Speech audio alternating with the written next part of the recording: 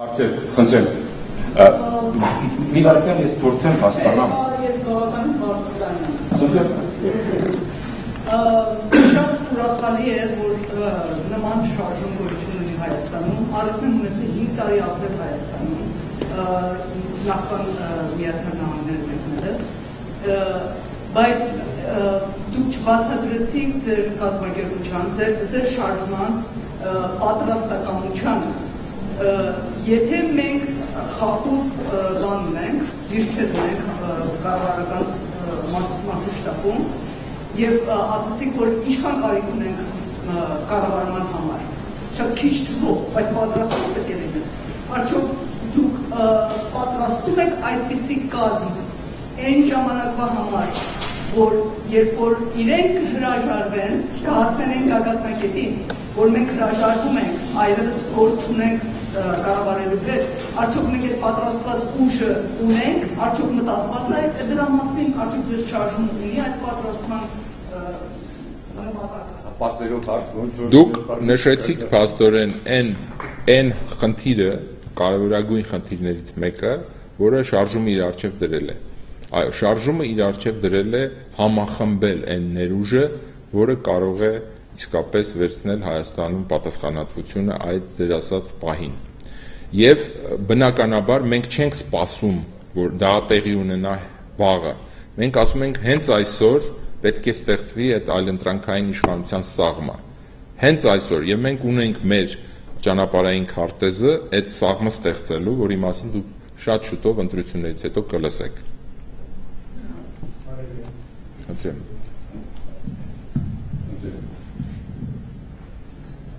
Ընդդիմությունը ընդհանրապես այդ թվում Սարդարավաճ շարժումը, որին ես անձամբ շատ եմ համակրում, որտեղ այնտեղ եւ խելոք մարդիկ են հավաքվել, եւ ամենակարևորը նվիրյալներ են բոլորը։ Այս անցնենք ծանոթ։ Բայց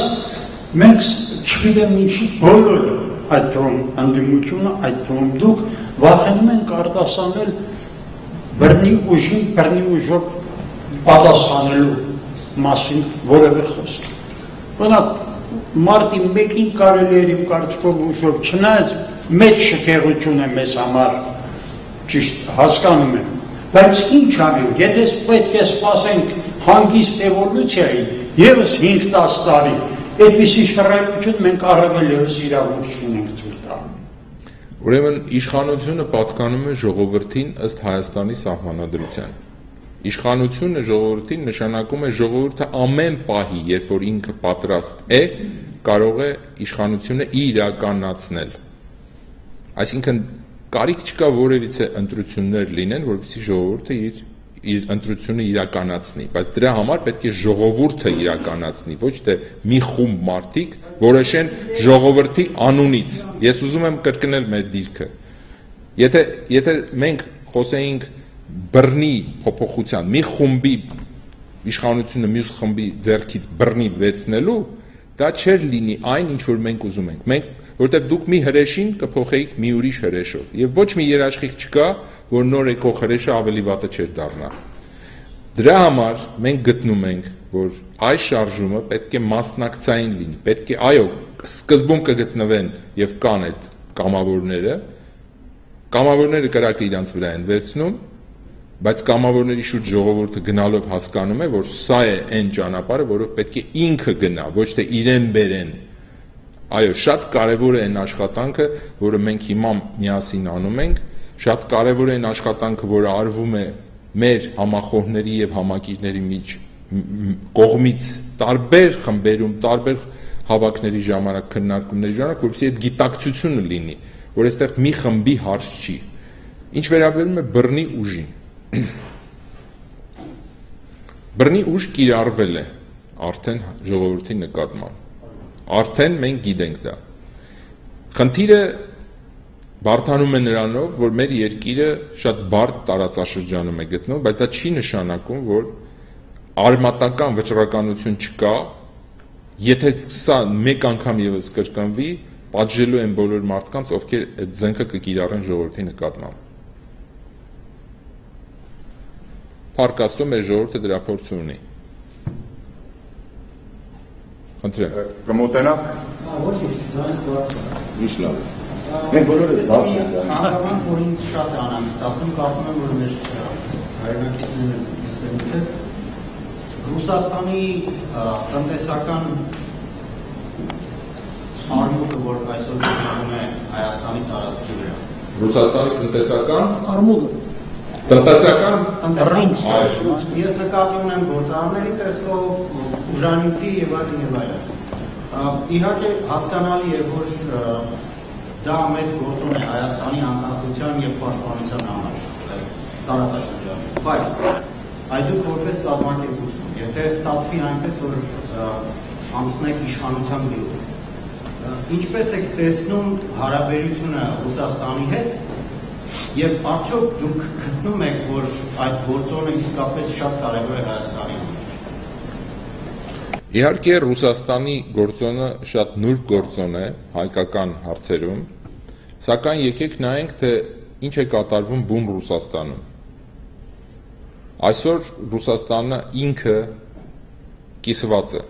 իր ներսում կան խորքային հակասություններ եւ դա արտահայտվում է ամենտեղ, թե տնտեսական ասպարեզում, թե քաղաքական ասպարեզում։ Տեսեք, ինչ է տեղի ունենում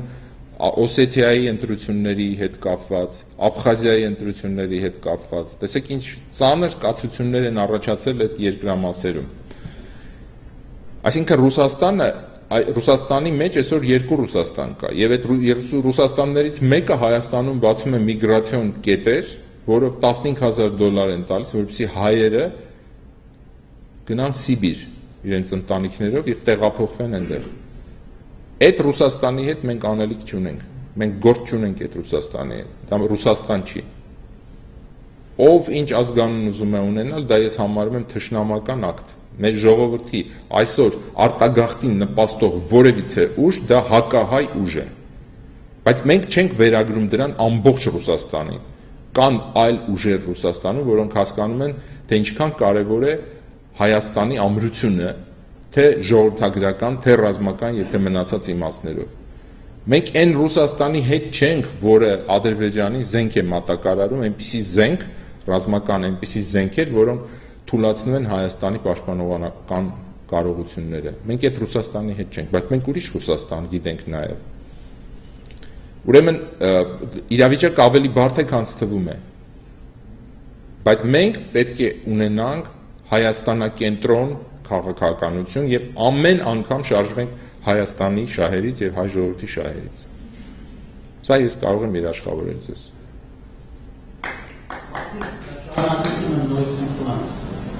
Աստղանում է հաստ, որ Հայաստանի տարածքում նրանք շատ բաների արդեն ասել են։ Այսինքն իրենք ձեռք են բերել մի բան, որ մենք կորցնելու դեպքում մեզ համար շատ ծանր կլինի։ Այդ դուք ինչպես եք տեսնում այդ վերցվածը միգուցե հետ վերցնելու մեջ կամ միգուցե ինչ-որ մի ճանապարհով հարաբերություն։ Ուրեմն ոչ միայն Ռուսաստանի, այլև ամբողջ ունեցվածքի հարցը, սեփականության հարցը լրջագույն հարց է Հայաստանում եւ իշխանապողությունից հետո պետք է դրվի այդ սեփականության օրինականության, սեփականաշնորհման օրինականության հարցը։ Սա վերաբերվում է ոչ միայն ռուսական սեփականությանը, այլև այն սեփականությանը, որը զավթվել է, բռնազավթվել է այս 20 տարիների ընթացքում։ Իհարկե կլինեն նաև դատավարությունների ընթացքում կպարզվի ով է եւ այնքան խախտումներով են արվել այդ սեփականաշնորհումները, որ շատ հեշտությամբ պարզվելու է ինչն է օրինական, ինչը ոչ օրինական։ Համեցեք, խնդրեմ։ Համեցեք, խնդրեմ։ Այն ընտրական ընտրությունները ինչպես է պատկերացնում, Շատ լավ, փորձեմ բացատրել։ Կարելի է ես հարցը կրկնեմ երևի։ Խնդրեմ։ Մտածեմ դուք ինքներդ բարձր ասեք, որ ես չկրկնեմ։ Այն ընտրական ընտրություններ ինչ են նշանակում, ինչպես է ձևավորվելու, ես լավ չեմ հասկացա, ուզում եմ քիչ ավելի ճիշտ պատկերացում կազմել։ Ուրեմն տեսեք, շարժման կարծիքով անհրաժեշտ է ստեղծել այլընտրանքային քաղաքական process, այսինքն այն քաղաքական սնանկացման ընթացքը, որին դուք հիմա հետևում եք, հավանաբար ամենօրյա եւ հեռուստատեսային եւ ինտերնետային հաղորդումների ընթացքում տեսնում եք, թե ինչ ինքնաոչնչացում է գնում քաղաքական դաշտում։ Մենք այս քաղաքական կազինոյին չենք մասնակցում, գտնելով, որ այդտեղ հաղթել հնարավոր չի։ Դա խաղատուն է, խաղատան օրենքներով, եւ այդ խաղատանը պետք չի գնալ հաղթելու հույսով։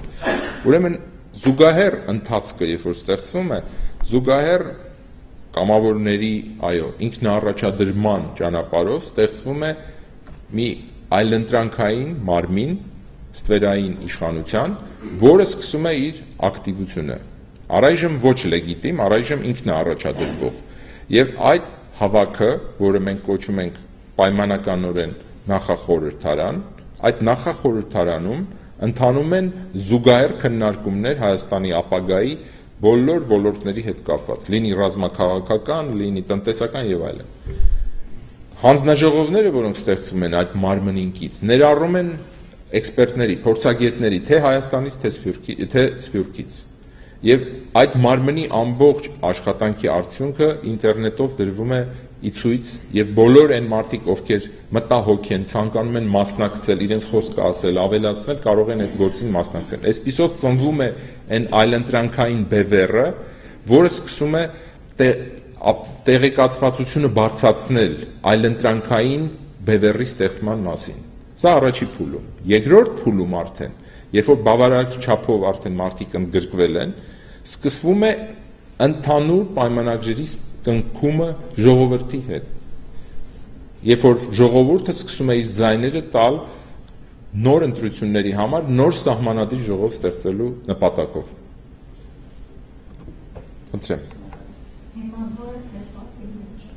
Մենք հիմա նախապատրաստվում ենք իմ ասած առաջի փուլի սկսելուն, այսինքն երբ որ կլինի ինքնաառաջադրված իշխանություն, որը ինքը կասի, որ ես այլընտրանքային բևեռ եմ, սա սաղմ է, լեգիտիմ չի, բայց ինքը զուգահեռ իշխանության, զուգահեռ ստվերային իշխանության առաջի փուլն է։ Հենց հիմա նախապատրաստությունն է գնում եւ մենք կարծում ենք, որ մինչեւ 50 հոգի կլինի։ Խնդրեմ։ Մասնագիտությամբ մանկավարժելով ձեզ կեդակրի երիտասարդության եւ ուսանողության թերը։ Պարոն Շուկայազյան, ինչ կնայեք ասել, ինչպես է մասնակցությունը ուսանողության, նկատի ունեն համալսարանական, քոլեջական եւ այլն, եւ ինձ համար իսկապես հետաքրքրական է գիտնել այս մասին։ Այսինքն տոկոսները ճշգրտությամբ հատկանալ պետք չեն, որովհետեւ նոր սերունդի մասին խոսեք, այդ նոր սերունդը պիտի կա բաղա։ Ինչ է իր մասնակցությունը։ Եթե դուք նայեք ինտերնետային ամբողջ հեռարձակումները, Facebook-ով, սթրիմինգները, որոնք արվում են YouTube-ով, որ արվում են, կտեսնեք, որ այնտեղ 90%-ը երիտասարդ դեմքեր են։ Այո, երիտասարդական է ամբողջ այլընտրանքային շարժումը Հայաստանի, քաղաքացիական շարժումը ամբողջովին երիտասարդական է։ Խնդրեմ։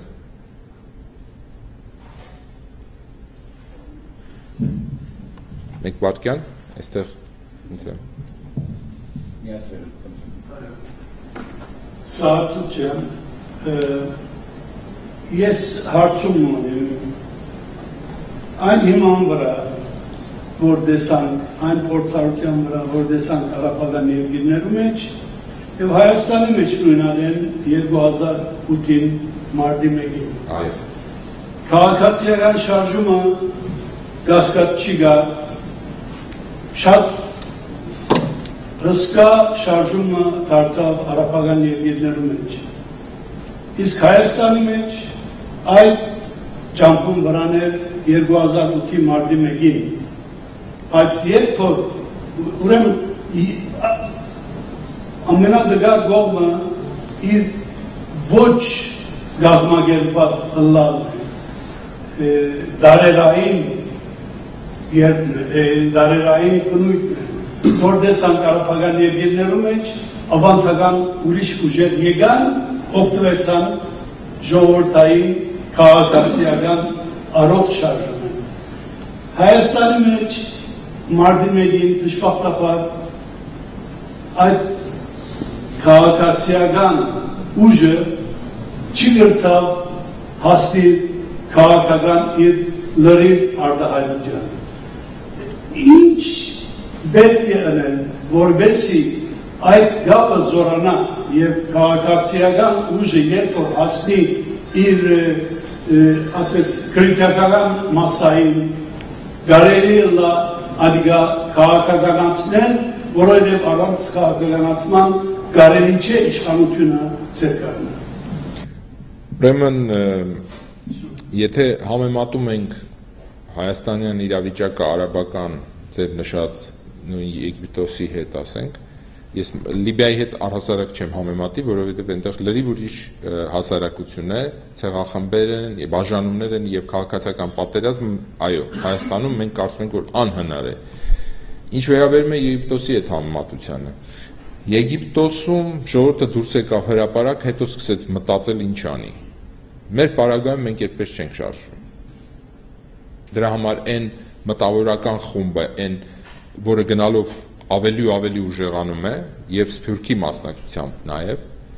այդ ուժն է, որ սկզբում պիտի ամեն ինչ կազմակերպի, ինչպես դուք ասացիք, ոչ թե անկազմակերպ լինի, այլ կազմակերպված ուժ լինի, եւ նոր հետո անցնի այն կրիտիկական զանգվածների ստեղծմանը, որոնց մասին դուք նշեցիք։ Ինչ վերաբերում է 8 թվականին, 8 թվականը կապված էր ընտրությունների հետ եւ մեկ անձի հետ էր կապվում այդ ամեն ինչը։ Եվ դա այդ շարժման դժբախտությունն էր, որովհետեւ երբ որ այդ շարժումը մնաց անգլուխ մարտի 1-ին, նա չիմացավ ինչ անի։ Եվ չընկրկեց իմիջիալոց, ժողովուրդը չի ընկրկել մարտի 1-ին։ Կրակոցներից չի փախել ժողովուրդը միջև վերջ կանգնած է եղել։ Այս դեպքում մենք գործ ունենք ոչ թե մի գլխից, այսպես հիերարխիայի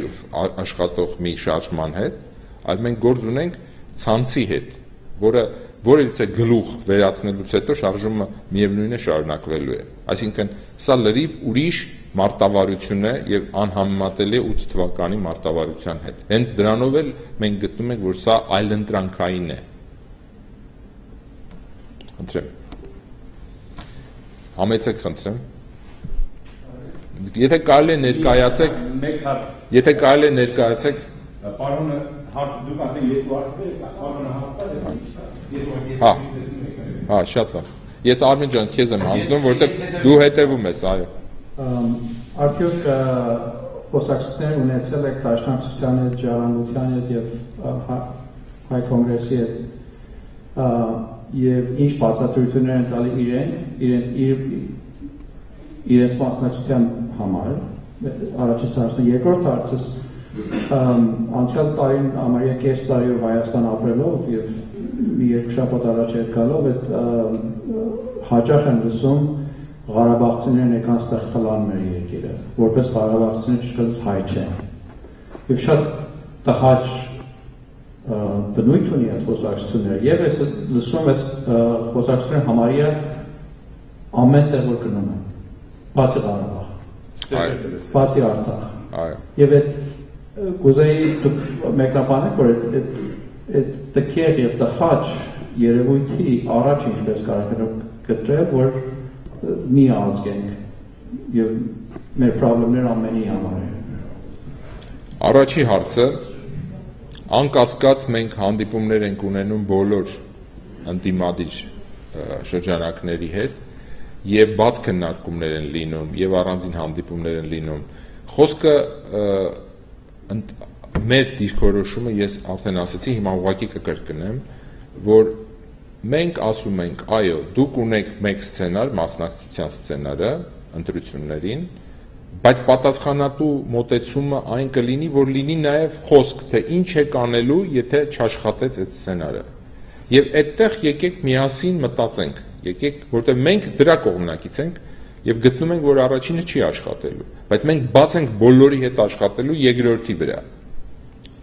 Այս քննարկումները բաց են եւ մի մասը այլընտրանքը, այսպես ասած, ճակերտավոր ընտրությունների այլընտրանքը թեմայով 4-5 քննարկում ենք ունեցել սթրիմինգով եւ ինտերնետում էլ կարող եք նայել, որտեղ բոլոր փաստարկները թեր ու դեմ բերվել են։ Այն ինչ որ մենք լսել ենք միջև օրս հետեւյալն է։ Ձեզ որ ձերբակալ են, ով է գալու ձեզ բանտերում դիմավորի։ եթե մենք խորհրդարանում չլինենք որպես փոքրամասնություն։ Այսինքն նախապես գիտեն, որ փոքրամասնություն է։ Եվ մենք դրան առարկություն ունենք։ Դրա համար պետք չի պատգամավոր լինել, դրա համար կարելի է իրավապաշտպան լինել։ Պատգամավոր լինելով դու սնուցում ես համակարգի լեգիտիմությունը։ Դուրս լինելով սեղանը սկսում է տատանվել։ Սա է մեր դիրքորոշումը։ Իսկ ինչ վերաբերվում է երկրորդ հարցին, անկասկած այդ հարցադրումը կարող եմ ասել ամենաքաղաքական իմաստով անպատասխանատու մոտեցումներից մեկն է տարանջատել։ Արցախը դա Հայաստանի մարզ է ընդամենը։ Եթե անգամ Հայաստանի Հանրապետության մեջ չի մտնում, դա Հայաստանի մարզ է եւ մեր ժողովրդի մի մասնիկն է։ Մենք ինչպես կարող ենք հակադրել մասնիկները ամբողջին կամ ամբողջ մասնիկներին։ Անկասկած սրա դեմ բոլոր իմաստներով պետք է պայքարել եւ սկսած պայքարը պետք է արտահայտել նրանով, որ մարդիկ ասում են Հայաստանի եւ Ղարաբաղի։ Սկսենք այդտեղից, որ դա Հայաստանի եւ Ղարաբաղի հարաբերություններ չի, դա Հայաստանի այսօրվա Հանրապետության եւ Ղարաբաղն էլ է սխալ, Ղարաբաղ չի, Արցախ է։ Արցախի Հանրապետությունը Հայաստանի մաս է։ Սկսենք դրանից, անուններից եւ գնանք առաջ։ Այո։ Խնդրեմ։ Կներեք։ Այո, խնդրեմ։ Իմեք հարցերից, հետո ձեզ կրատամ հարցը։ Խնդրեմ։ Անկախացման հենց առաջի օրը, երբ ազգային ժողովը որոշում կայացնեց, որ Հայաստանը անկախ է սովետական միությունից, առաջի հարցը, որ բարձրացվեց, որոշվեց, որ քաղաքական գնահատական տրվի սովետական միության վերաբերմունքի Հայաստանի նկատմամբ, ելնելով բռնատարածքը, զավթումը Հայաստանի եւ դրա հետ կապված բոլոր հարցերը։ Դա առաջի հարցն էր, որ բարձրացվեց։ Հետո ինչպես գիտեք, այդ հարցը երբեք չշոշափվեց։ Ես ուզում եմ իմանալ, եթե դուք տեղյակ եք ինչն է պատճառը, որ դա չշոշափվեց, եւ երկրորդ ինչքանով եք դա կարեւորում, որպեսզի այդ հարցին քաղաքական գնահատական Երբ որ մենք նայում ենք մեր վերջի 20 տարիներին, ես արդեն փորձեցի քաղաքական գնահատականը տալ մեր շարժման այդ 20 տարիների ձեռքբերումները, դրանք երկուսն էին, դա Արցախն էր եւ միջազգային իրավունքի սուբյեկտ դառնալը։ Մնացած առումներով Հայաստանի անկախությունը կայացած չէ։ Այսինքն սովետական միությունը դե յուրե է վերացել, դե ֆակտո շարունակվում է Հայաստանում։ Եվ մենք դա տեսնում ենք նաև այսօրվա օլիգարխիայի բնույթից։ Պարտիական օլիգարխիային սովետահայ փոխարինեց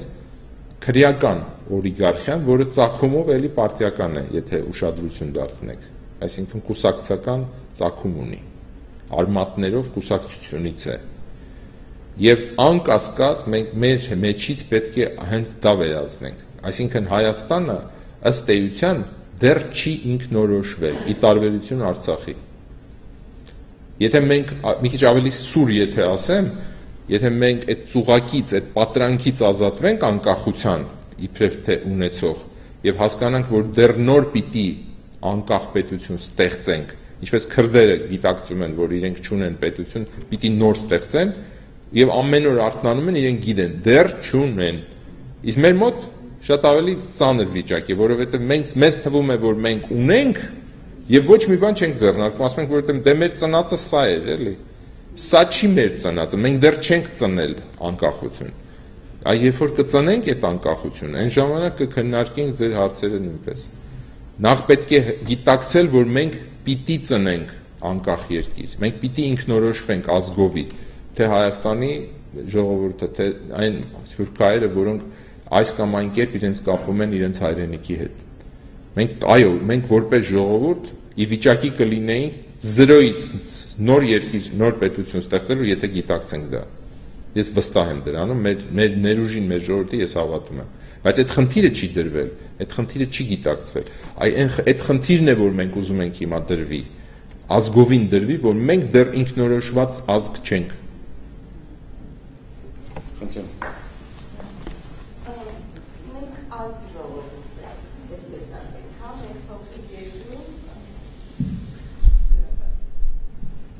Գարնաշախը։ Մենք ազժողովուրդ ենք, մեր փոքրիկ երկրում 2.5 միլիոն երբ որ ասում ենք, այդտեղ 200,000-ը հաստատ միայն հայեր են։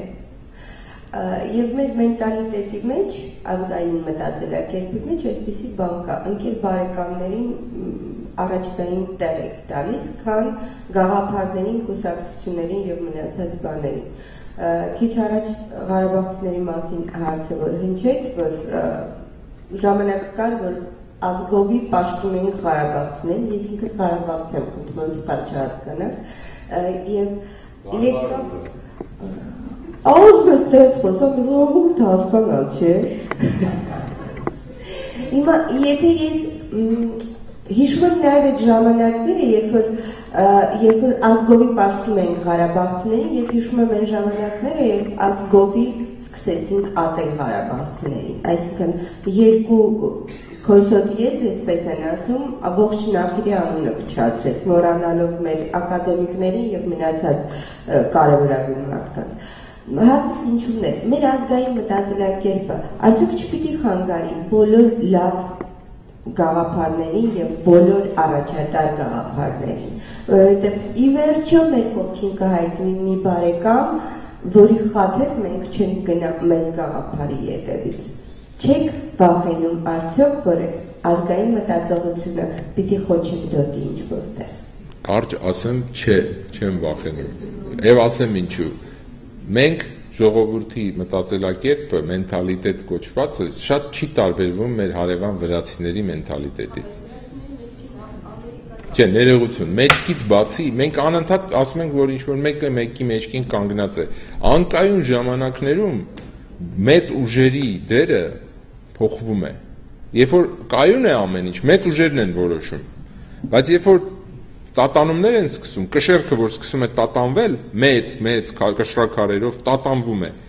Փոքր ուժն է որոշում, թե որ կողմ թեքվի կշեռքը։ Դրա համար մենք հիմա տարածաշրջանը եւ Հայաստանը այդ որպես փոքր մի հատ կշռաքար շատ կարեւոր դեր է սկսում կատարել։ Մենք պիտի գիտակցենք դա,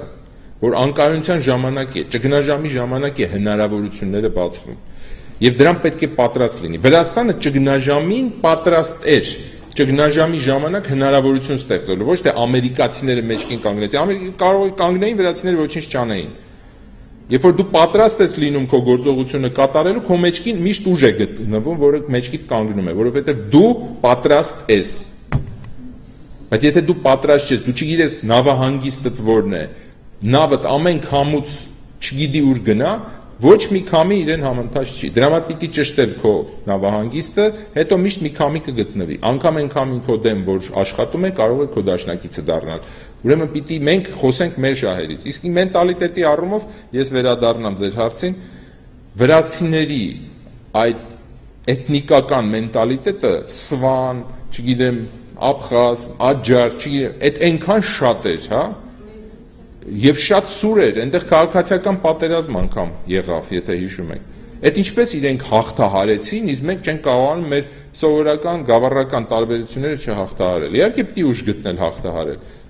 Մերը շատ ավելի հեշտ է լինելու, որտեղ մենք ունենք ուրիշ հանգամանքներ, որը չունի վրացին։ Եվ առաջին հերթին սփյուռքը։ Խնդրեմ։